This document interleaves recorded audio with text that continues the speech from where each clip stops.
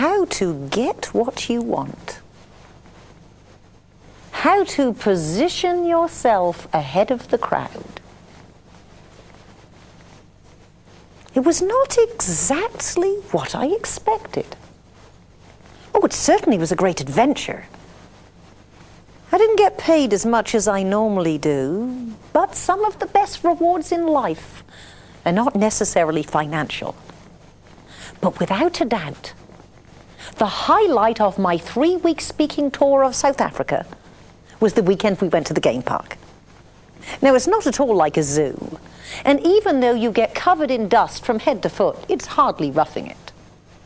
The trekkers had been out for an hour by the time I got up for my 6:30 a.m. cafe au lait. We bundled up in layers of clothes and we went out in these big high jeeps to see the animals. And they were just as magnificent as you would imagine. We saw the elephants, the rhinos, the zebra, the giraffe, the ostrich. I felt a little guilty about the ostrich. We'd eaten one of his relations for dinner a couple of nights before. But what I found most surprising, when these animals stood perfectly still, you could hardly see them. They were camouflaged. Now, that didn't surprise me with the elephants or animals who were all one color. But something as distinctive as a zebra. And on reflection, I realized what keeps them alive in their jungle can get us eaten alive in ours. Although at times it might be appropriate to fade into the background, if you want to position yourself ahead of the crowd, you have to be noticed, distinctive, and memorable. Now, it doesn't matter what leadership position you are in, you need to be noticed. You need to be remembered. Now, I am frequently asked, how do I know what I want for my life or my career? We understand what you speakers tell us. Write down your goals, make them challenging, make them attainable, make them measurable, make them co-authored. But how on earth do I know what I want? And if you do not know exactly what you want, don't panic, you're like most people. What I encourage people to do, if they want to get what they want, what I encourage people to do if they want to position themselves ahead of the crowd is think about everything they don't want and work backwards. If you looked exactly the way you do right now in 1 year's time, would that thrill you? Would you throw a party, invite your friends around to see how good you look? If not, what are you going to do? There are people that can help you improve every part of your appearance. If you felt the same way you do right now in 12 months, is that thrilling? If not, what are you going to do? There is so much about lifestyle choices that can make us feel better. If you had the same quality relationships in 1 year as you do now, is that great? If not, what communication skills are you going to have to use or learn? Or where are you going to meet more supportive people? If your career took the same natural progression as it is now, would you be where you want to be in 1 year? If not, what do you have to learn? Who do you have to get on your side? Who do you have to communicate with? Now, if you want to get what you want in your life, if you want to position yourself ahead of the crowd, think big, start small. You have to understand the difference between a goal and a fantasy. A goal is something you know what tiny steps you can take every day to get closer to it. A fantasy is something you just sit in a bubble bath and dream about. This is very profound. You are going to want to write this down. to get what you want in your life, to position yourself ahead of the crowd, two things: get started, never stop. See, people get so excited, but everything, the energy peters out. Get started, don't stop. Now, a lot of people have so many different options, they don't know where to start. My friend Wendy gave me advice early in my career that has made it very easy for me to make decisions. Early on, I had two choices. Do I work with this company or that company? And I said, Wendy, I want to make the right decision. She said, Patricia, the energy and enthusiasm you put into everything, you'll make either successful. Now that gave insight, but it also took a lot of pressure off. You can change your direction, but you have to get started. Now, to position yourself ahead of the crowd, you have to look the part of the person you want to be. To get what you want in life, you have to look the part of someone getting what you want. I obviously am not going to give you a Dress for Success seminar, but you know, image consultants for years have told us to dress for the job we want, not the one we have. The first time I worked with an image consultant to get my business wardrobe together, I turned up at an NSA convention. I was walking up on stage to get an award, and an association exec, a meeting planner, someone who pays speakers, leaned towards one of my friends and said, you can see Patricia makes over $250,000 a year. You can tell by the way she's dressed. Now, at that point, I didn't. But you get there a lot faster when people who pay you and take you there think you're already doing it. And part of looking is not only how you dress, but successful people exude energy. When people say to you, how are you? Don't say, all right. When people say to me, how are you? I usually say, I feel so good. Never felt so good in all my life. I say, I feel so good you wouldn't believe it. People respond to you the way you put out. And whether they are pumping your gas, checking you in at an airline counter, or writing you a paycheck, when people consider you a pleasure to be around, that's almost like money in the bank. To position yourself ahead of the crowd, you have to speak the part. Now you're probably thinking, well, Patricia, it's all right for you to say you are a public speaker. Outside of the privacy of our own home, all speaking is public speaking. There is no such thing as private speaking. Now, when I stand on stage, I get paid.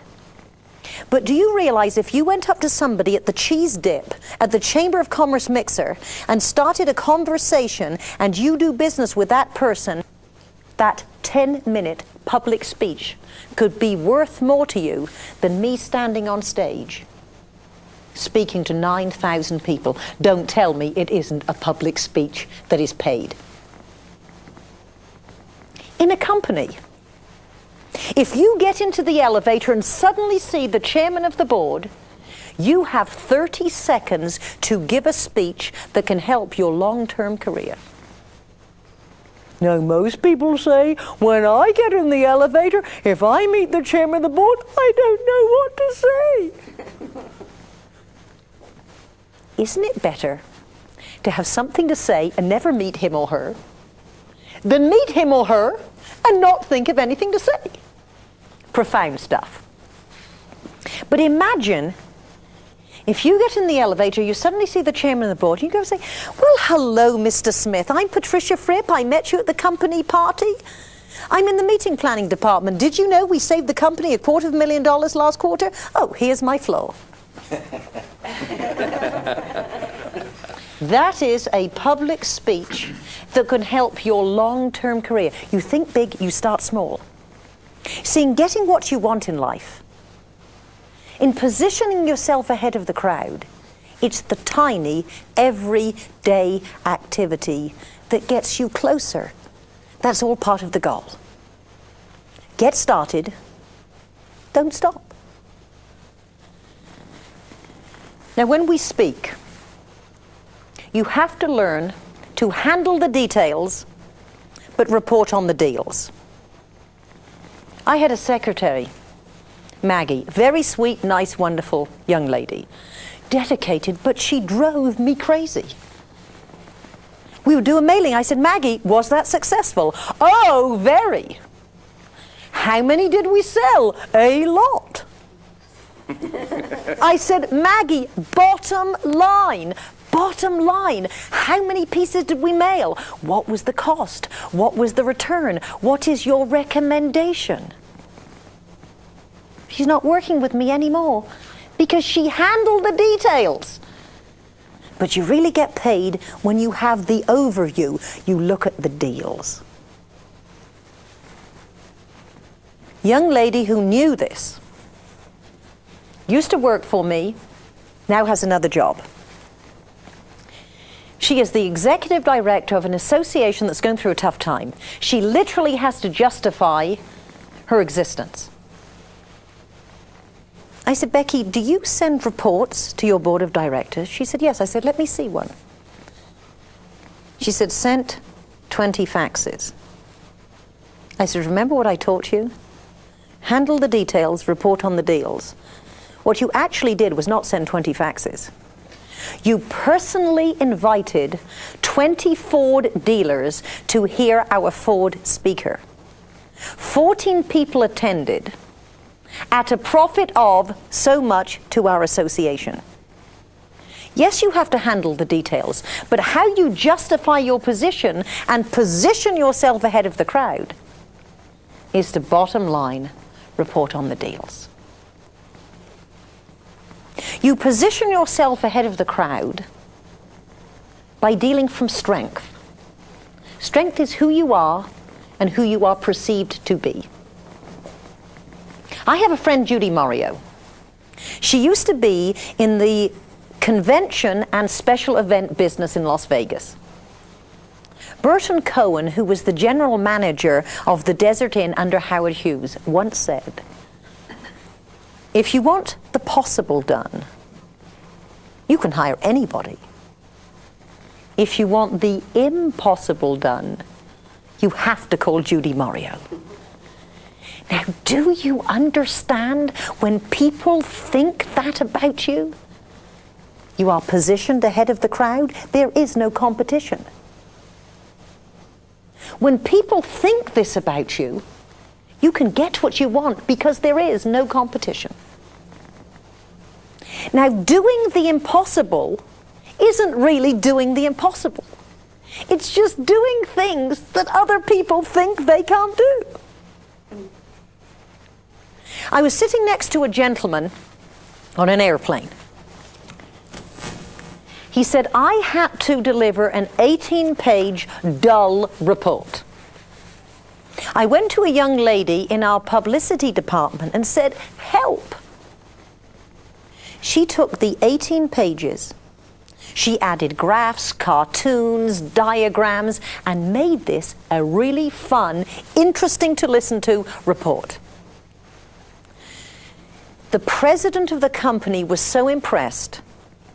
Not only has she received worldwide recognition from doing the impossible, making an 18-page report interesting,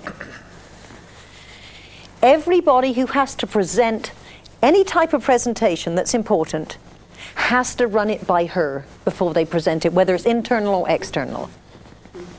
You see, you position yourself ahead of the crowd by being noticed.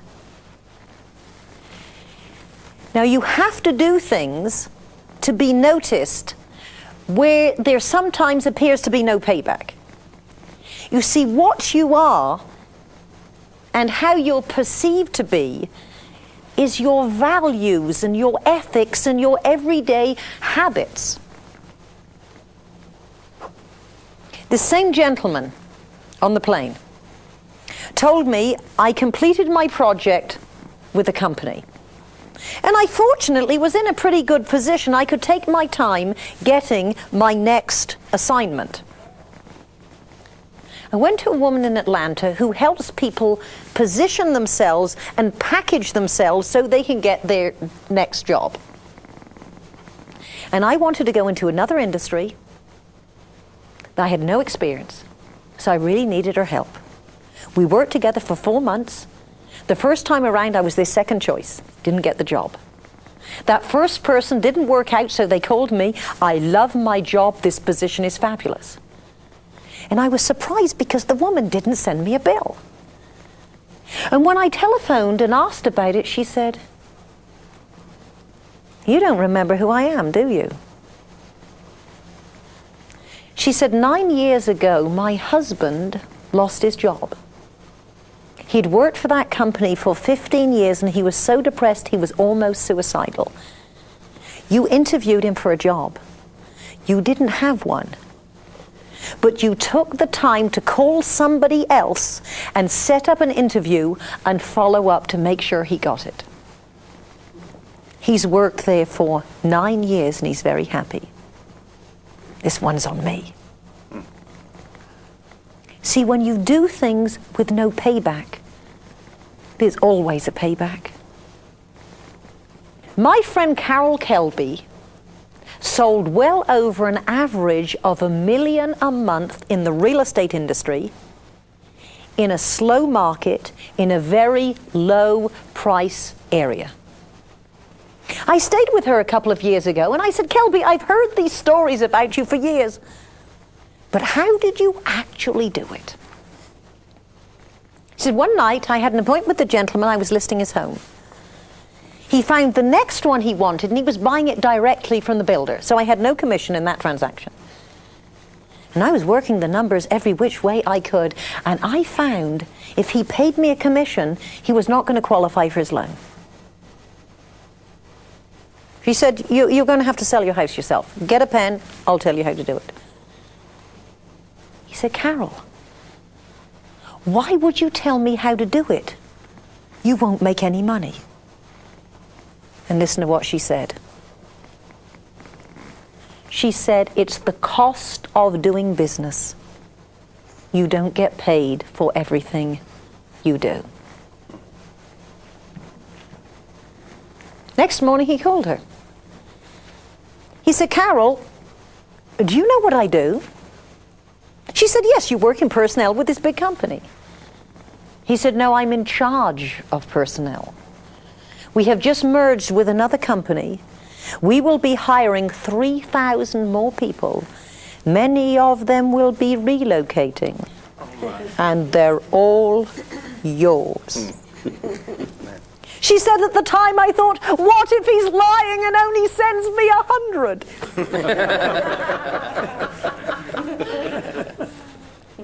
See, your strength is who you are, who you're perceived to be, and who is on your side, your sphere of influence. People who think well of you, that's money in the bank. And that can be as simple as you have to be everybody's favorite customer. I make sure we pay all our bills at the end of every week, unless it's an entrepreneur, a small business person. They get paid immediately because we think they need the money. Because you understand, sometimes you're a small customer to someone, but if you pay your bills fast, you can be their best customer. I never put people under pressure. When they say to me, "When do you need this ready?" I say, "When can you comfortably have it ready?" And then on the rare occasions I have an emergency to serve one of my customers, they will drop everything and look after me because they know that's not part of my planning or how I run my business. Also, there are many people on your side that can get results you couldn't yourself. When I was a hairstylist, one of my clients was a heavy-duty, very prestigious attorney. And I had a problem. I went to small claims court and sued my attorney and won. But winning in small claims court and collecting the money is a very different thing. So I said, Haig, I really need you to do me a favor. Can you write a letter to this guy? Now you understand, he didn't care if this little hairstylist went around town and said he was a flake. But he didn't want the high power attorney to be in a position to say, this guy's a flake. He said, dear Maurice, this is very embarrassing. I represent Patricia on this matter. We look forward to hearing from you. I got my money by return mail. If I'd been trying to collect myself, I'd still be waiting. Your sphere of influence is your good customers. People you can say, Patricia Fripp suggested that I call. People who are on your side. Now you're probably thinking, well, Patricia, it's all right for you to say. You can position yourself ahead of the crowd. You can get what you want. When you think about what you want, when you get started and don't stop, when you look the part, speak the part, and negotiate from strength. But you're an author, you're a speaker, you're successful. But you have to understand, it's not where you start, it's where you end up. Now, I started, as many of you know, in England. I have a brother who is 1 year, 1 month, 2 days, 12 and a half hours younger than I am. Not that I'm counting. He was one of these kids who was always top of the class, always number one. For me, it was an effort. It was a struggle to be about 15th in a class of 30. I thought I better not goof off. I realized very young, to compete, I have to develop good work habits. I never missed school. I received 100% attendance certificates for years. I never won anything else, but they knew I always turned up. Now, those good habits helped me when I went to work at 15 to become an apprentice to be a ladies' hairstylist. And when you're an apprentice, you sweep up and pass pins and go shopping for the stylists. And on a Tuesday evening, we would practice on models. We would do people's hair for very little amount of money. Now, I naturally expected all these other girls are going to be a lot more talented than I am, so I better practice more. On a Tuesday evening, when all the other girls would do 1 or 2 models, I would do 5. And every weekend and every evening, I'd practice on the neighbor's hair. So naturally, I progressed a lot faster. At 18, I left home and went to work on an island off France called Jersey. And I worked in this chic salon with gentlemen from the West End of London. They could do hairstyles I'd never even seen before. You know something? They thought lunch hours were for eating lunch. Can you believe that? See, we all know lunch hours are for squeezing in 3 extra customers. One day my boss told me I actually produced 30% more income for the salon than the stylists who were more talented, more experienced. Not by being better, but always trying to serve my customers, do a little bit more, do a little bit more, and have good work habits. So where to exploit this? The colonies. So I arrived in America at 20, no job, nowhere to live, $500, but I knew 2 things about this magnificent country. Everyone in America was rich, and the streets were paved with movie stars. Well, my first job was at the Mark Hopkins Hotel in San Francisco, working in the beauty salon, and I got to meet movie stars. But I found an amazing thing about this country.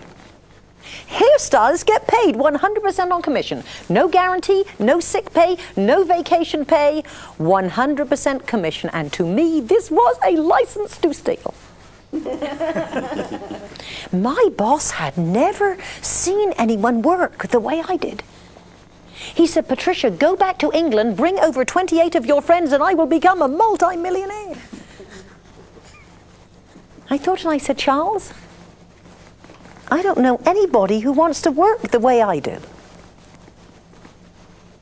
My next job, I became one of the first women to do men's hairstyling when it was a new industry.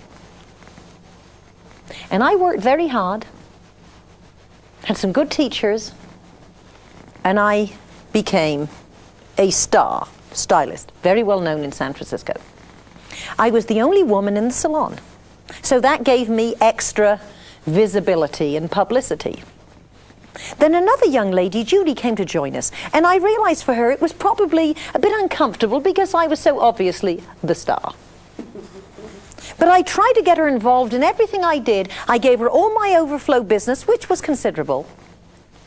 And one day a gentleman from K101 radio came to talk to me to see if I could fill an hour radio talk show. Did he find out? And I said, Judy, come talk to him, give him your opinions of what it's like being a woman doing men's hair. And the three of us were talking, and then he said, Patricia, you have been very successful. Do people in your industry resent your success? Without a moment's hesitation, I said, well, of course not.